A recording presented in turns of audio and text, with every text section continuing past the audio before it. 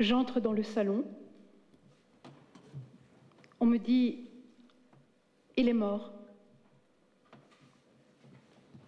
Peut-on comprendre des paroles pareilles?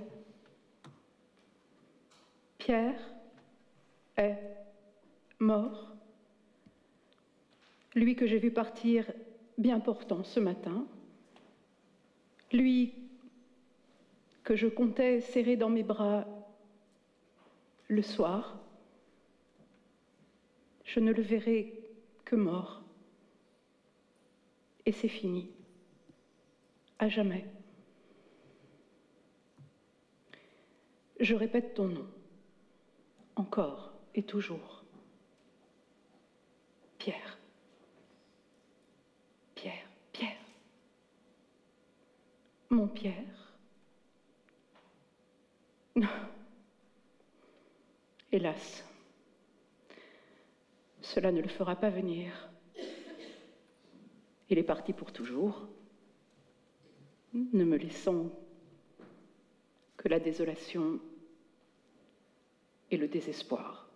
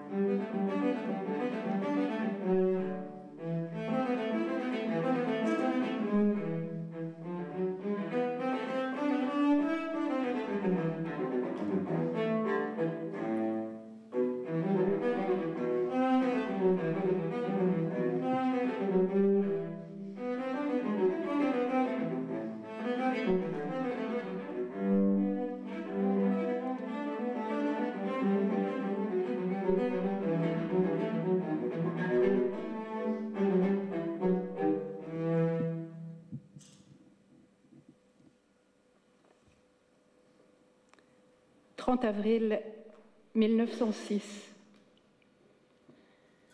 Cher Pierre, que je ne reverrai plus ici, je veux te parler dans le silence de ce laboratoire où je ne pensais pas avoir à vivre sans toi.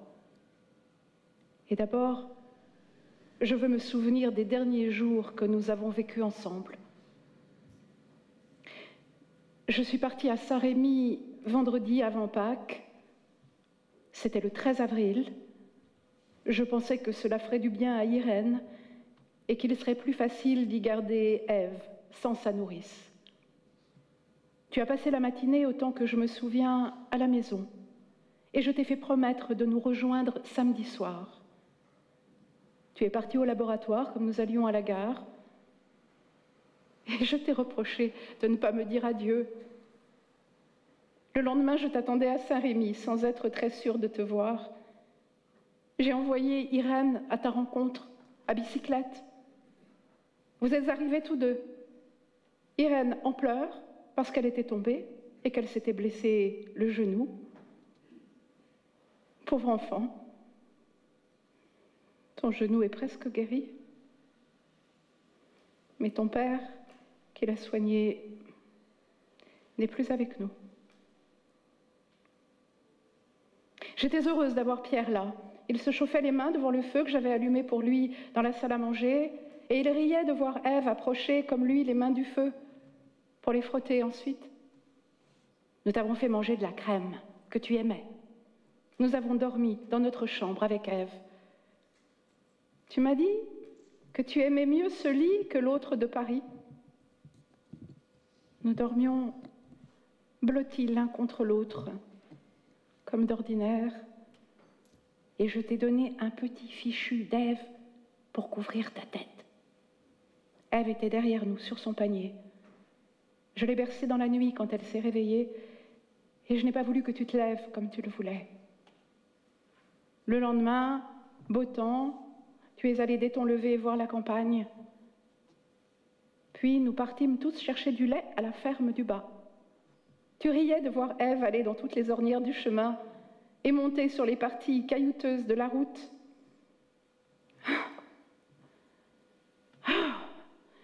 Comme je me souviens mal, les détails m'échappent. Oui, nous avons été très étonnés d'apercevoir des ajoncs en fleurs. Tu as relevé ensuite la selle de la bicyclette d'Irène. Et après déjeuner, nous sommes allés tous trois à bicyclette dans la vallée de Port-Royal. Il faisait un temps exquis. Nous nous sommes arrêtés devant la mare qui est dans le creux, et tu as montré des plantes et des animaux à Irène, et nous regrettions de ne pas les connaître mieux. Puis nous avons dépassé Milon-la-Chapelle, et nous nous sommes arrêtés dans la prairie qui suivait. Nous avons cherché des fleurs, et nous avons regardé quelques-unes d'entre elles avec Irène. Nous avons aussi cueilli des branches de mahonia fleuries, et nous avons fait un grand bouquet de grosses renoncules d'eau que tu aimais tant. Ce bouquet, tu l'as emporté à Paris le lendemain. Et il vivait encore quand tu étais mort. Au retour, nous nous arrêtâmes au tronc d'arbre et tu apprenais à Irène à marcher dessus en mettant les pieds en dehors. Puis nous sommes rentrés, tu hésitais à partir, tu étais là, je t'ai retenu. Tu hésitais, mais tu as préféré rester avec nous. La nuit fut un peu troublée par Ève, qui a pleuré un peu, mais tu ne t'impatientais pas. Le lendemain, tu étais là. Il faisait un temps divin. Dans la matinée, tu t'assis dans la prairie que l'on rencontre quand, en prenant le chemin vers le village, on descend à droite, tout de suite après avoir dépassé le petit creux du chemin, après la maison des Bourgeois. Irène courait après les papillons avec un méchant petit filet, et tu trouvais qu'elle n'en attrapait pas. Cependant, elle en saisit un à sa grande joie, et je l'ai amenée à lui rendre la liberté. Je me suis assise contre toi, et je me couchais en travers de ton corps. Nous étions bien. J'avais un petit serrement de cœur à te sentir là,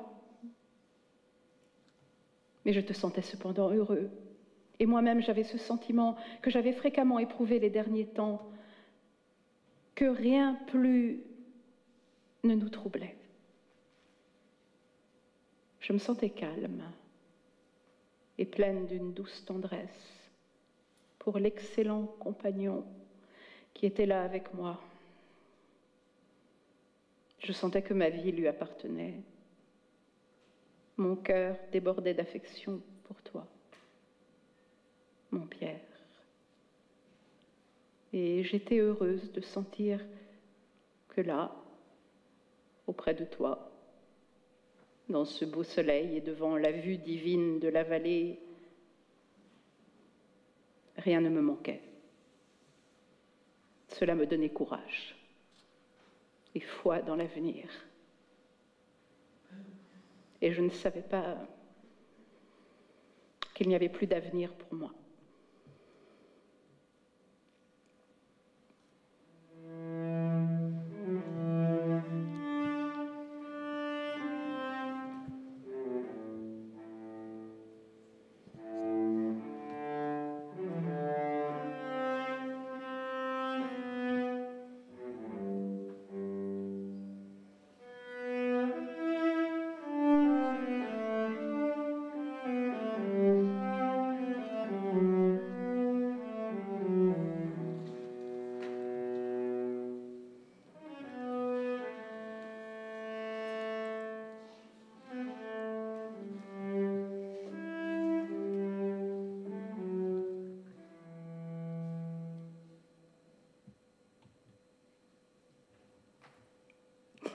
Irène avait chaud. Je lui ai fait ôter son tricot de bicyclette en pleine prairie et elle courut avec son petit pantalon de tricot bleu, les bras et le cou nus à la maison chercher sa veste de toile. Nous l'admirions et nous étions heureux de sa grâce et de sa beauté. J'ai posé une couverture chaude pour toi, dehors, pour te reposer. Il fallait que nous allions à la ferme du haut. Tu as voulu venir avec nous? J'avais un peu peur que tu ne te fatigues, mais j'étais contente tout de même, car j'avais peine à te quitter. Nous allions doucement. Je veillais à ce qu'Irène mette ses pieds en dehors. En haut, nous avons envoyé Irène et Emma à la ferme. Et nous tournions à droite, toi et moi, avec Ève, pour chercher les mares au nénuphar, dont nous avions le souvenir. Et les mares étaient presque à sec, et il n'y avait pas de nénuphar. Mais les ajoncs étaient en fleurs. Nous les admirions beaucoup. Nous portions Ève, l'un après l'autre, enfin, moi surtout. Nous nous assîmes près d'une meule, et j'ai ôté mon jupon de dessous, pour que tu ne restes pas assis par terre, sans rien. Tu m'as traité de folle. Tu m'as grondée. Mais je n'écoutais pas. J'avais peur que tu ne prennes du mal. Ève nous amusait de sa gentillesse. Emma et Irène sont enfin venues nous rejoindre.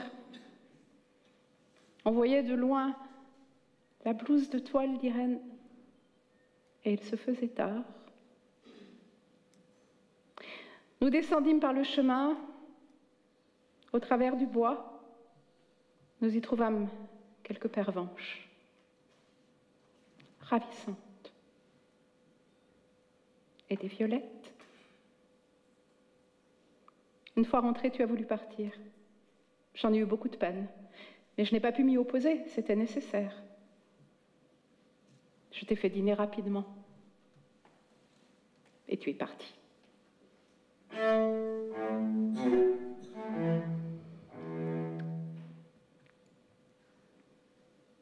Je suis restée encore le lendemain à Saint-Rémy et je ne rentrais que le mercredi par le train de 2h20, par un vilain temps, froid et pluvieux. C'était déjà le temps qui devait te coûter la vie. Je voulais donner aux enfants un jour de campagne de plus. Pourquoi ai-je été si mal inspirée? Cette journée, je l'ai vécue en moins avec toi. Je suis venue te retrouver. Mercredi soir, au laboratoire, j'entrais par la petite porte et je t'ai vue par la fenêtre avec ta toque et ta blouse dans la grande salle du pavillon derrière le baromètre. J'entrais et tu me dis que tu avais pensé qu'avec ce mauvais temps, je ne regretterais pas de quitter Saint-Rémy. Je t'ai répondu qu'en effet, c'était vrai et que j'avais voulu y rester un peu pour les enfants. Tu allais prendre ton par-dessus et ton chapeau dans la pièce où je travaille. Et je t'attendais, près du baromètre. Tu revins, et nous partîmes chez Foyot. Nous étions un peu ennuyés par les dérangements prévus, et je me demandais si je n'aurais pas mieux fait de ne pas assister au dîner. C'était la dernière fois que je devais dîner avec toi.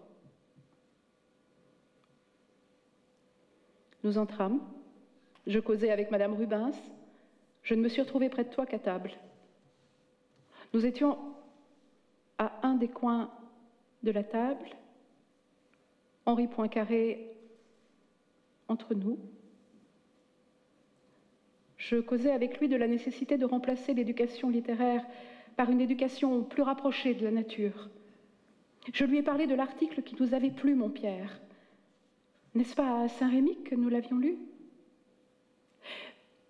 Puis, un peu gênée d'avoir beaucoup parlé, j'ai cherché à te passer la parole, obéissant à ce sentiment que j'ai eu si souvent que ce que tu pouvais dire serait plus intéressant que ce que je pouvais dire moi-même. En toutes circonstances de notre vie, j'ai toujours eu en toi, en ta valeur, cette confiance inébranlable. La conversation avait alors été amenée sur Eusapia et les phénomènes qu'elle produit. Poincaré faisait des objections avec son sourire de sceptique, curieux de choses nouvelles. Toi, tu plaidais la réalité des phénomènes. Et je regardais ta figure pendant que tu parlais. Et une fois de plus, j'admirais ta belle tête, le charme de ta parole simple, éclairée par ton sourire. C'était la dernière fois que je t'entendais exposer tes idées.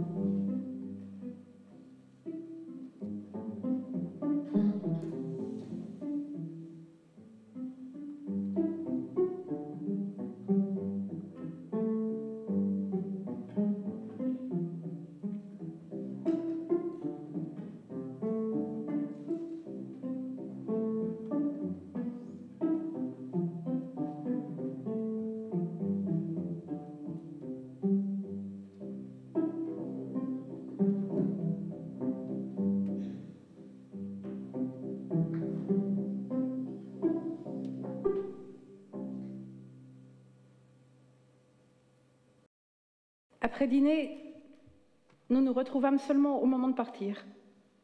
Nous sommes allés à la gare, avec Langevin et Brillouin, je crois. Nous rentrâmes chez nous, et je me souviens que devant notre maison, nous parlions encore de cette question d'éducation qui nous intéressait tant.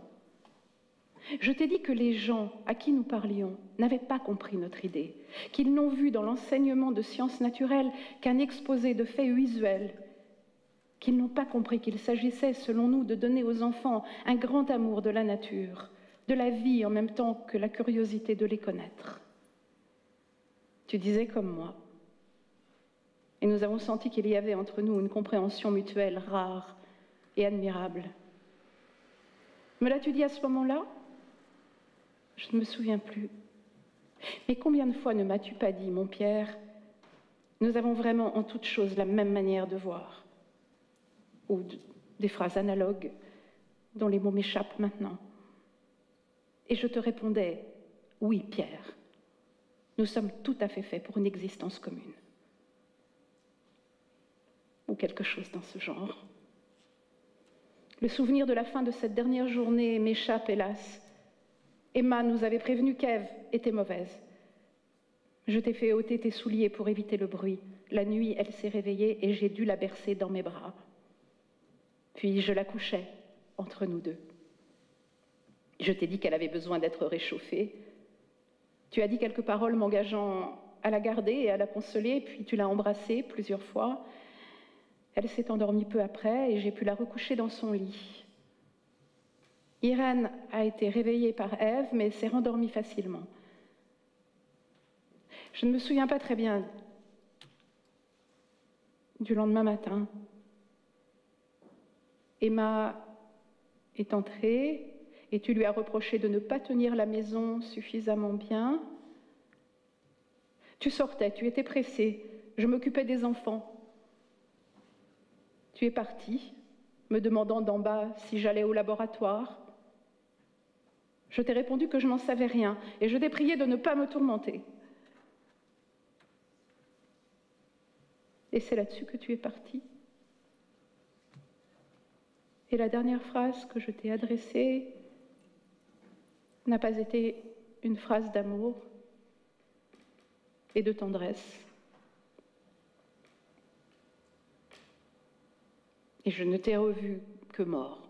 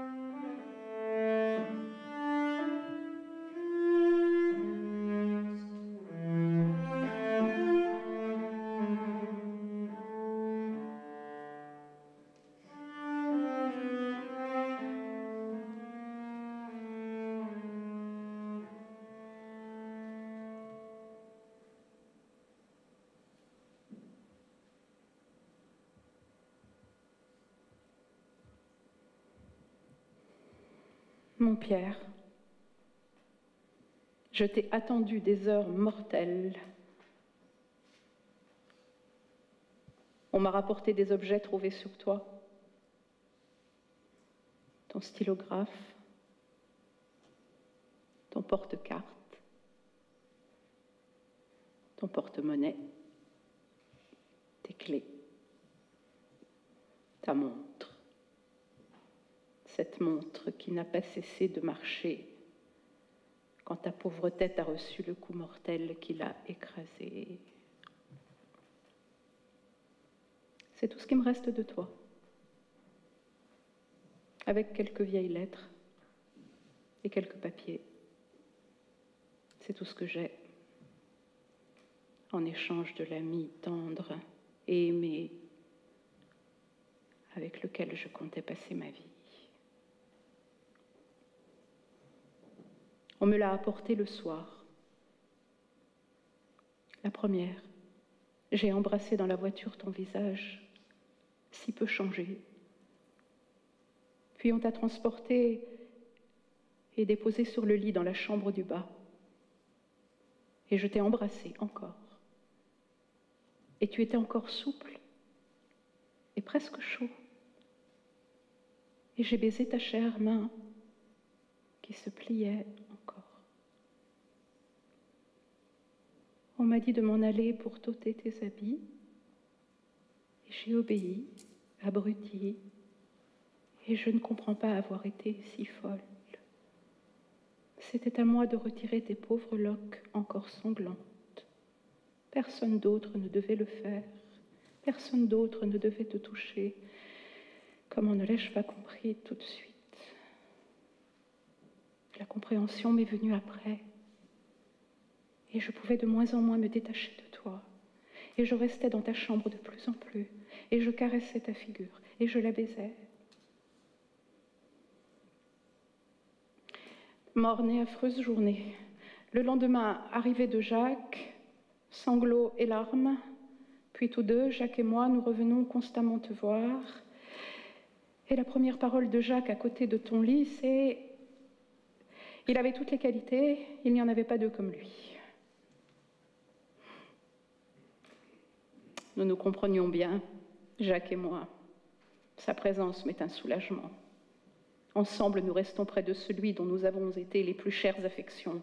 Ensemble, nous nous lamentons. Ensemble, nous relisons les vieilles lettres et ce qui reste de ton journal.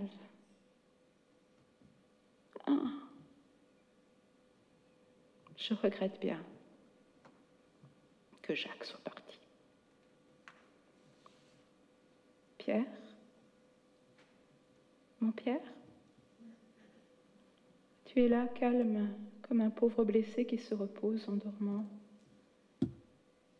La tête enveloppée, et ta figure est encore douce et sereine. C'est encore toi, enfermé dans un rêve dont tu ne peux sortir. Tes lèvres que jadis j'appelais gourmandes sont blêmes et décolorées. Ta petite barbe grisonnante. On voit à peine tes cheveux, car la blessure commence là, et on peut voir l'os au-dessus du front à droite qui a sauté. Oh, comme tu as eu mal, comme tu as saigné, tes habits sont inondés de sang. Quel choc terrible a subi ta pauvre tête que je caressais si souvent en la prenant de mes deux mains. Et j'ai encore baisé tes paupières que si souvent tu fermais pour que je les embrasse, en m'offrant ta tête d'un mouvement familier et dont je me souviens aujourd'hui et que je verrai s'effacer de plus en plus dans ma mémoire. Déjà, le souvenir est trouble et incertain. Oh, combien je maudis ce manque de mémoire visuelle qui fait que je ne puis arriver à me faire une image visible de ce qui est disparu. Bientôt, je n'aurai plus que tes portraits comme ressources. Oui, il me faudrait une mémoire de peintre et de sculpteur pour que tu sois toujours visible à mes yeux et que ta chère image ne s'efface jamais et m'accompagne fidèlement.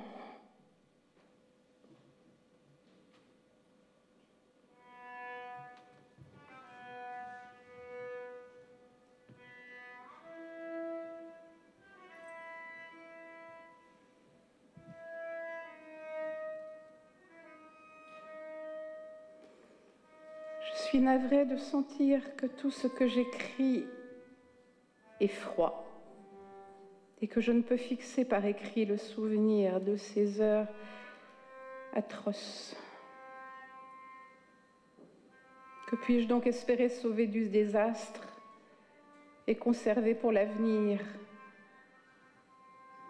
pour donner à mes idées égarées un appui?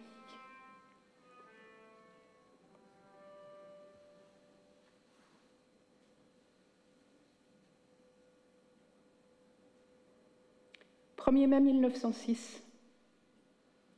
Mon Pierre, que tout est donc navrant dans cette maison que tu as quittée. L'âme de la maison est partie. Tout est triste, morne et privé de sens.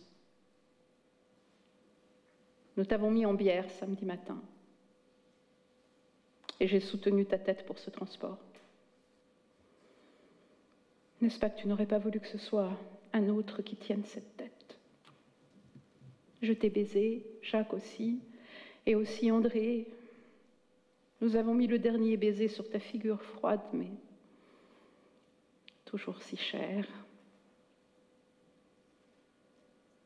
Puis quelques fleurs dans ta bière, et le petit portrait de moi, petite étudiante bien sage, comme tu disais, que tu aimais tant.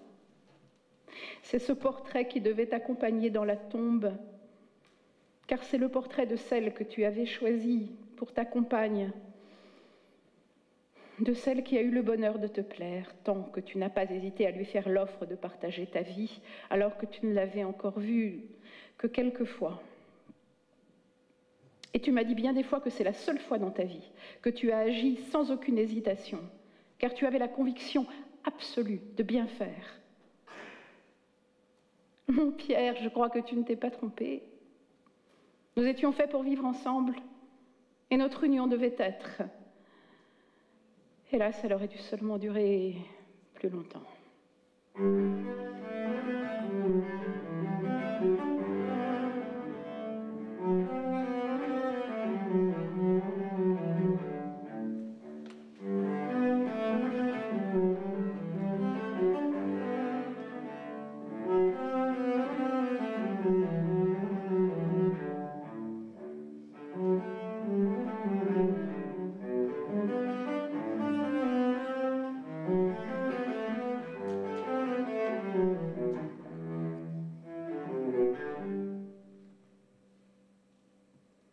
Ta bière est fermée après un dernier baiser et je ne te vois plus. Je n'accepte pas qu'on la recouvre de l'affreux chiffon noir. Je la couvre de fleurs et je m'assois à côté. Jusqu'au moment où on l'a emportée, je ne l'ai que peu quittée. Je veux dire ici le sentiment que j'ai eu.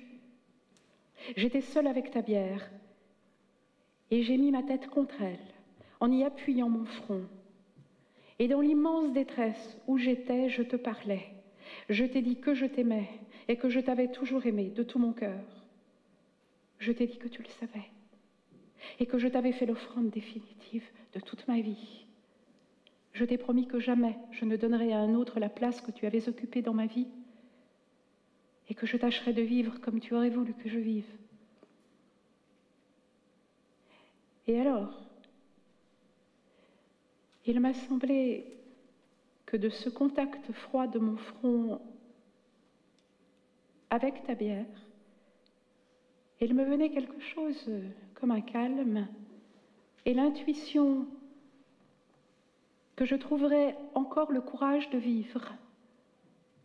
Était-ce une illusion ou bien était-ce une accumulation d'énergie provenant de toi et se condensant dans la bière fermée qui m'arrivait par ce contact, comme une action bienfaisante de ta part,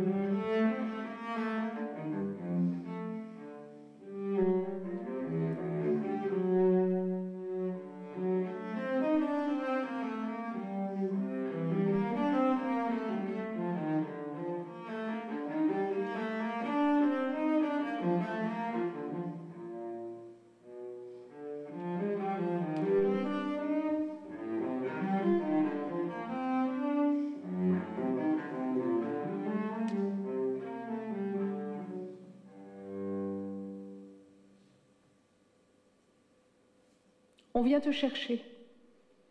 Assistance attristée, je les regarde, je ne leur parle pas. Nous te reconduisons à Sceaux et nous te voyons descendre dans le grand trou profond qui doit recevoir ton dernier lit, puis affreux défilé de gens. On veut nous emmener. Nous revenons, Jacques et moi. Nous voulons voir jusqu'au bout. On comble la fosse. On pose les gerbes de fleurs. Tout est fini. Pierre dort son dernier sommeil sous la terre. Et c'est la fin de tout. De tout. De tout. De tout.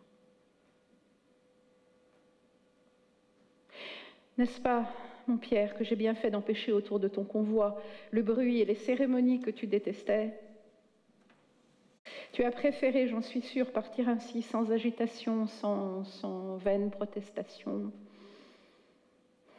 sans discours. Tu as toujours aimé le calme.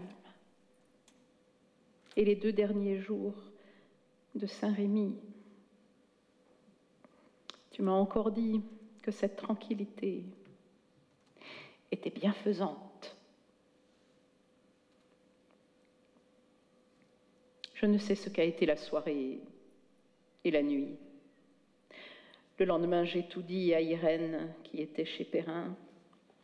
Je lui avais dit jusque-là seulement que son père s'était fait un grand mal à la tête et qu'elle ne pouvait venir. Elle riait. Elle jouait à côté pendant que nous veillions son père mort. Quand je lui ai dit, j'ai tenu à le faire moi-même, car c'était mon devoir de mère. Elle ne comprit pas d'abord et m'a laissé partir sans rien dire. Mais après, paraît-il, elle pleura et réclama de nous voir. Elle a pleuré beaucoup à la maison, puis elle est repartie chez ses petits amis pour chercher à oublier. Elle n'a demandé aucun détail. Et elle avait peur au début de parler de son père. Elle ouvrait de grands yeux inquiets sur les habits noirs qu'on apportait. La première fois qu'elle a dormi de nouveau à la maison, dans mon lit, elle s'est réveillée le matin. Et à moitié endormie, elle me cherchait avec ses bras. Et elle dit d'une voix plaintive, « Mais n'est pas morte. » Maintenant, elle n'a plus l'air d'y penser. Pourtant, elle a redemandé le portrait de son père qu'on avait retiré de la fenêtre de sa chambre. Et aujourd'hui, en écrivant à sa cousine, Madeleine, elle n'a pas parlé de son père. Bientôt, elle oubliera.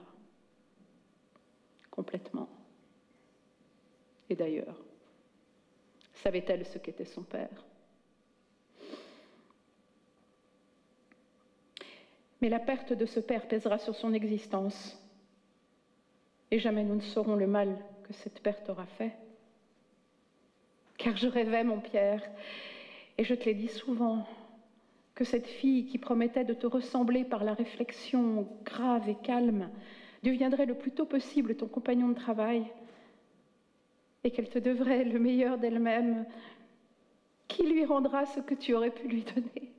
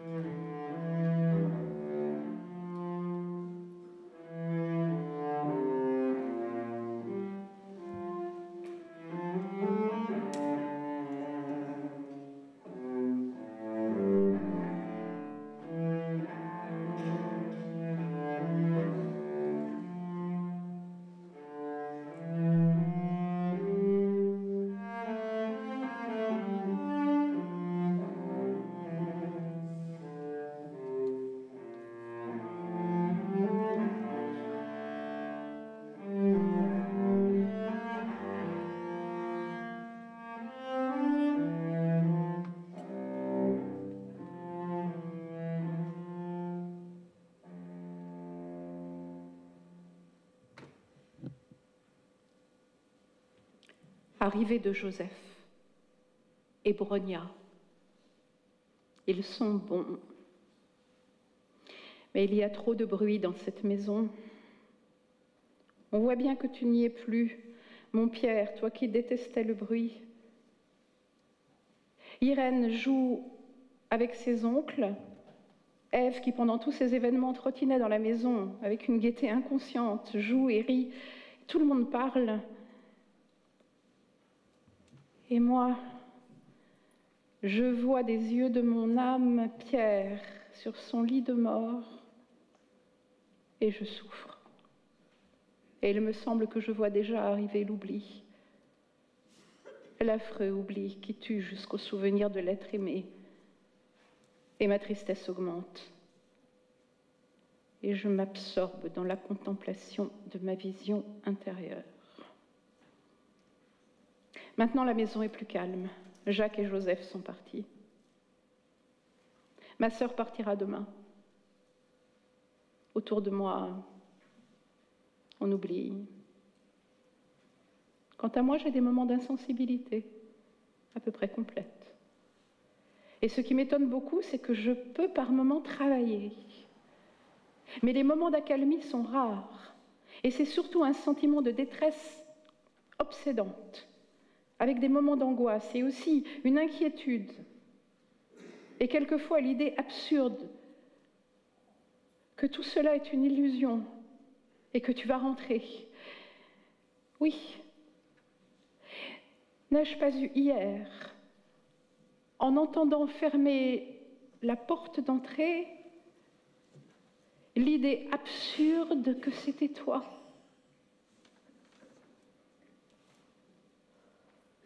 Avec ma sœur, nous brûlons tes vêtements du jour de la catastrophe. Dans un grand feu, je jette découper les lambeaux d'étoffe avec les caillots de sang et les débris de cervelle. Horreur et misère, je baise ce qui reste de toi sur tout cela. Je voudrais me griser de ma souffrance. Boire la coupe jusqu'à la lie pour que chacune de tes souffrances se répercute sur moi, quitte à faire éclater mon cœur. Dans la rue, je marche comme hypnotisée, sans souci de rien. Je ne me tuerai pas. Je n'ai même pas le désir du suicide. Mais parmi toutes ces voitures, n'y aura-t-il donc pas une pour me faire partager le sort de mon aimé?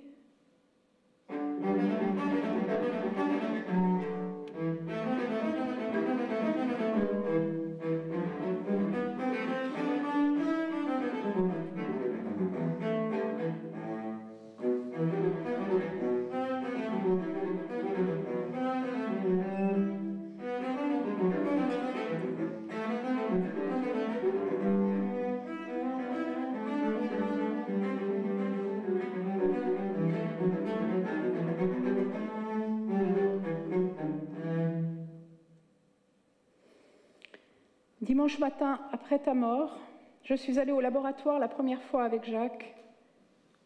J'ai essayé de faire une mesure pour une courbe dont nous avions chacun fait quelques points. Mais au bout de quelque temps, je sentis l'impossibilité de continuer. Ce laboratoire était d'une tristesse infinie et semblait un désert. Depuis, j'y suis retournée et j'ai fait le plus pressé avec les préparateurs de pierre.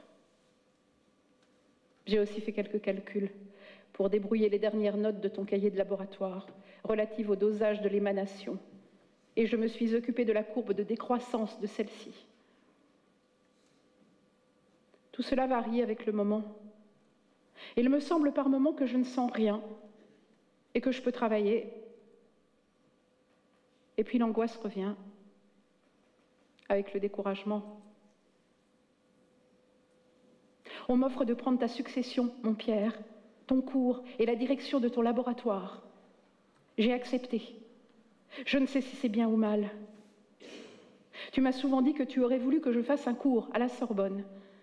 Et puis je voudrais faire au moins un effort pour continuer les travaux. Quelquefois, il me semble que c'est comme cela qu'il me sera facile de vivre. D'autres fois, il me semble que je suis folle d'entreprendre cela. Combien de fois ne t'ai-je pas dit que si je ne t'avais plus, je ne travaillerais probablement pas? Je mettais en toi tout mon espoir de travail scientifique, et voilà que j'ose l'entreprendre sans toi. Tu me disais que c'était mal de parler ainsi, et qu'il faudrait continuer tout de même. Mais combien de fois ne m'as-tu pas dit toi-même que si tu ne m'avais plus, tu travaillerais peut-être encore, mais que tu ne serais plus qu'un corps sans âme? Et moi, où trouverais-je une âme quand la mienne est partie avec toi?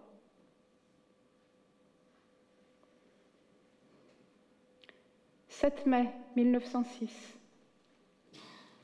Mon Pierre, la vie est atroce sans toi. C'est une angoisse sans nom, une détresse sans fond, une désolation sans limite. Depuis que tu n'es plus, voici 18 jours. Ta pensée ne m'a pas quitté un seul instant, sauf quand je dormais.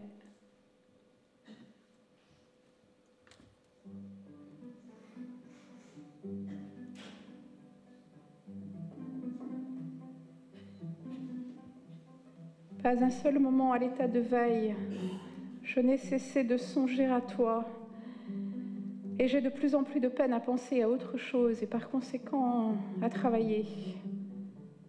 Et hier, pour la première fois, depuis le mauvais jour, une parole drôle dite par Irène m'a fait rire, mais j'avais mal tout en riant. Te souviens-tu, comme tu te reprochais d'avoir ri quelques jours après la mort de ta mère, et tu m'avais dit d'une voix navrée: « Ma chérie, l'ourson a ri, et je t'ai consolée de mon mieux. » Nous étions assis sur notre lit dans la chambre à coucher de la rue de la Glacière. Mon Pierre, je pense à toi sans trêve et sans fin. Ma tête en éclate et ma raison se trouble. Je ne comprends pas que j'ai à vivre désormais sans te voir, sans sourire au doux compagnon de ma vie, à mon ami si tendre et si dévoué. Te souviens-tu comme tu me soignais quand j'étais malade à mes accouchements?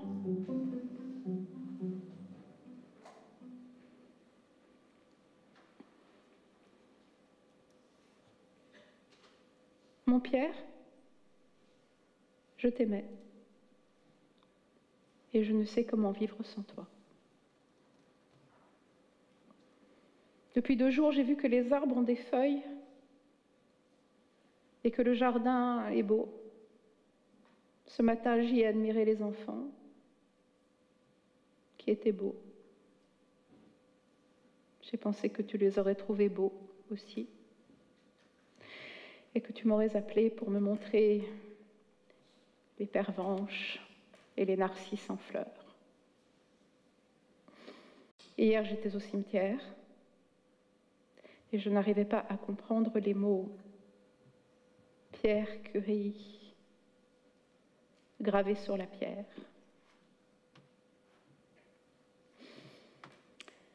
Le soleil et la beauté de la campagne me faisaient mal, et je ramenais mon voile pour voir tout au travers de mon crêpe. Mais j'ai pensé aussi que tu étais plus tranquille dans ce cimetière de Sceaux que dans tout autre endroit.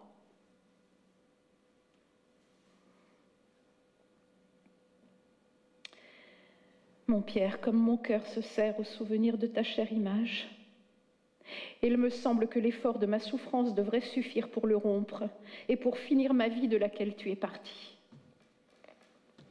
Mon beau, mon bon, mon cher Pierre aimé, oh, la nostalgie de te voir, de voir ton bon sourire, ta douce figure, entendre ta voix grave et douce et de nous serrer l'un contre l'autre comme nous le faisions souvent.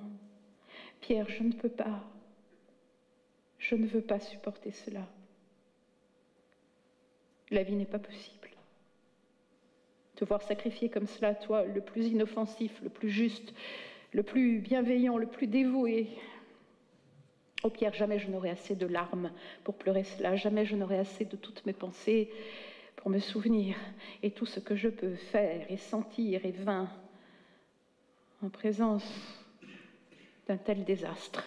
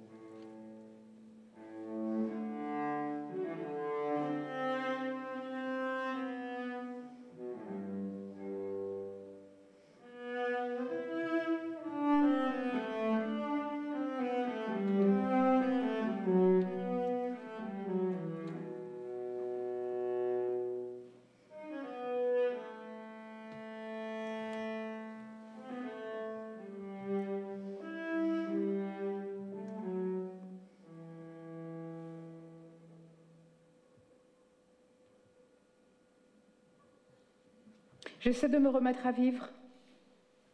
Je crois que c'est une illusion, qui n'est même jamais complète. Au fond de moi-même, la conscience subsiste de ce qui a été, et je suis comme quelqu'un qui essaie de se tromper lui-même, et qui y arrive bien mal. Je me rends compte cependant que si je dois avoir la moindre chance de succès dans mon travail, il faut bien que je ne pense plus à mon malheur en travaillant. Mais non seulement je ne crois pas pour le moment pouvoir y arriver, mais la seule idée que cela pourrait être me répugne. Il me semble qu'après avoir perdu Pierre, je ne dois plus jamais pouvoir rire de bon cœur jusqu'à la fin de mes jours.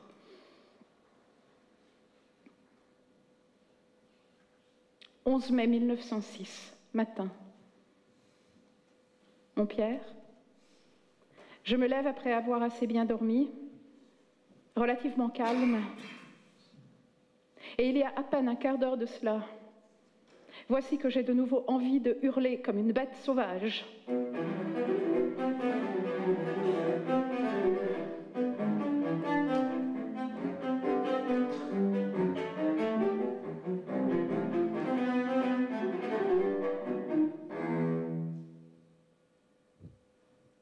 « 14 mai 1906. Mon petit Pierre, je voudrais te dire que les faux ébéniers sont en fleurs. Les glycines, les aubépines, les iris commencent. Tu aurais aimé voir tout cela et te chauffer au soleil. Je veux te dire aussi qu'on m'a nommé à ta chair et qu'il s'est trouvé des imbéciles pour m'en féliciter. Et encore que je vis toujours dans la désolation, que je ne sais pas ce que je deviendrai et comment je supporterai la tâche qui me reste. Par moments, il me semble que ma douleur s'use et s'assoupit, mais aussitôt elle revient tenace et puissante. Et puis je veux te dire que je n'aime plus le soleil et les fleurs. Leur vue me fait souffrir. Je me sens mieux par les temps sombres comme le jour de ta mort. Et si je n'ai pas pris le beau temps en haine, c'est parce que mes enfants en ont besoin.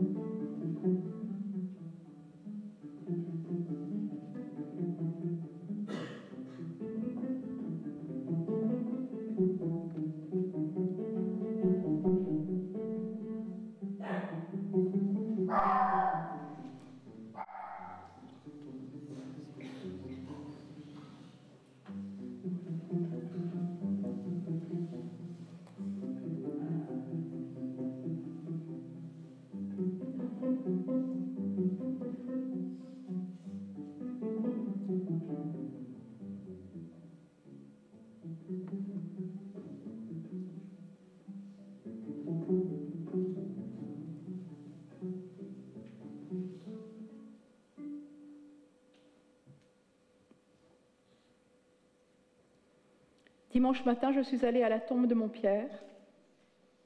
Je vais faire un caveau et il faudra déplacer la bière. Je travaille au laboratoire toutes mes journées. C'est tout ce que je peux faire. J'y suis mieux que n'importe où ailleurs. Je sens de plus en plus que c'en est fait irrévocablement de ma vie avec toi, mon Pierre. Tout cela est passé et s'éloigne de moi de plus en plus. Il me reste la tristesse et le découragement. Je ne conçois plus rien qui puisse me donner une vraie joie personnelle, sauf peut-être le travail scientifique. Et encore non, non, car si je réussissais, je serais navrée que tu n'en saches rien. Mais ce laboratoire me fait comme une illusion de conserver un restant de ta vie et les marques de ton passage.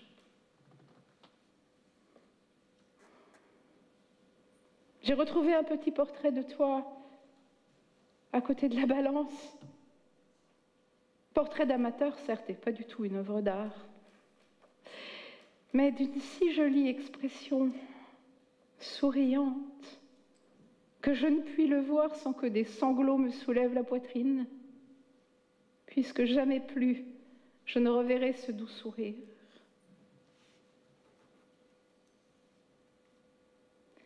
« 10 juin 1906.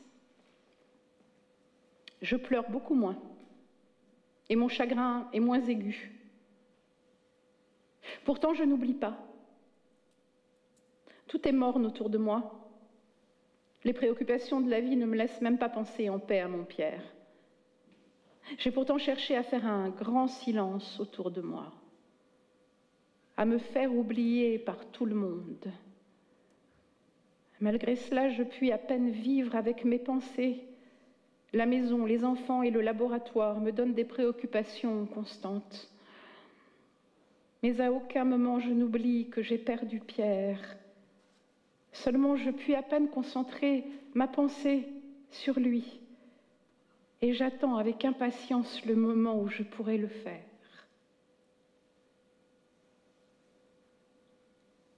Je l'ai vu transporté dans la boîte qui le renferme au caveau provisoire. Il était si près de moi et j'aurais tant voulu le voir.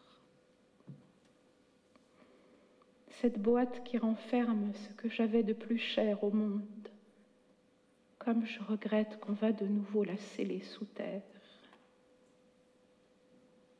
J'éprouve le besoin d'aller au cimetière. J'y suis plus près de Pierre et plus tranquille pour vivre avec ma pensée. Je subis la vie, mais je crois que jamais plus je ne pourrai en jouir, malgré ce qui me reste. Car je n'ai pas une âme gaie, ni sereine, par nature.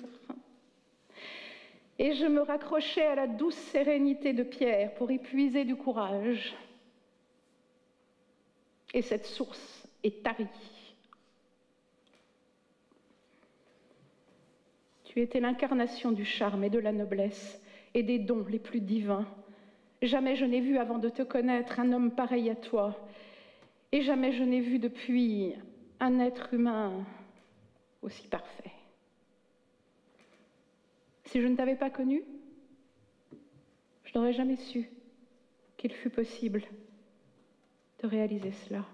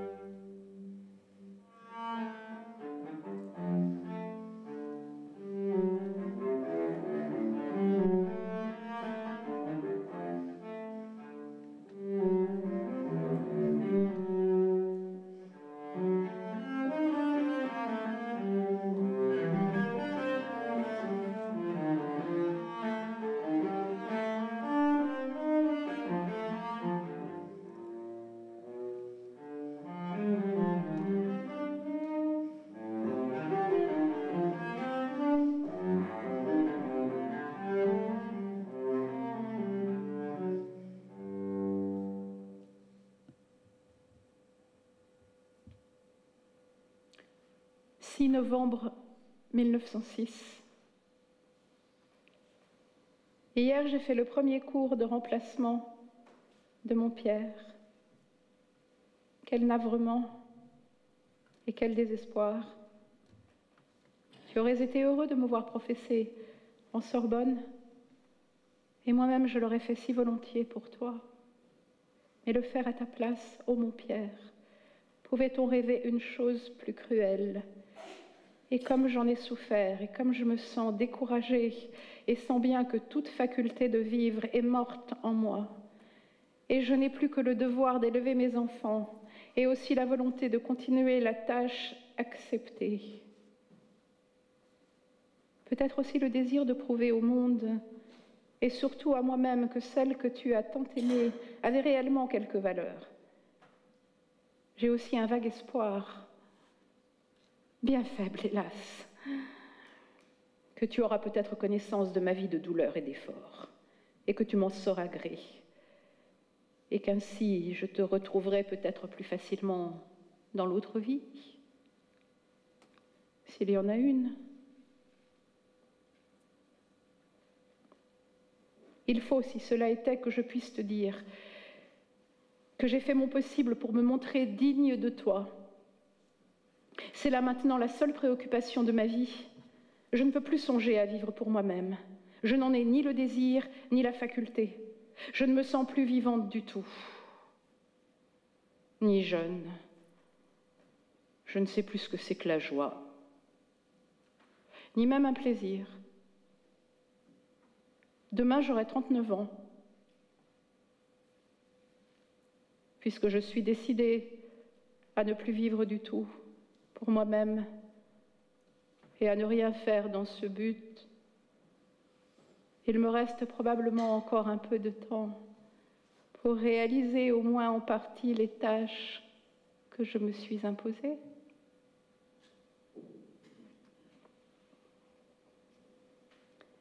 Le matin, avant le cours, je suis allée au cimetière, devant la tombe où tu es. Il y avait longtemps que je n'y étais allée à cause du séjour de Saint-Rémy et de la préparation de mon cours. Je voudrais y aller souvent, quand j'habiterai Sceaux, car je crois que là, je pourrais plus tranquillement penser à toi qu'ailleurs, où la vie me distrait constamment. Avril 1907. Voici une année. Je vis pour ses enfants, pour son vieux père. La douleur est sourde, mais toujours vivante. Le fardeau est lourd sur mes épaules. Combien il sera doux de s'endormir pour ne plus se réveiller. Que mes pauvres chéris sont jeunes, que je me sens lasse. Aurais-je encore le courage d'écrire ?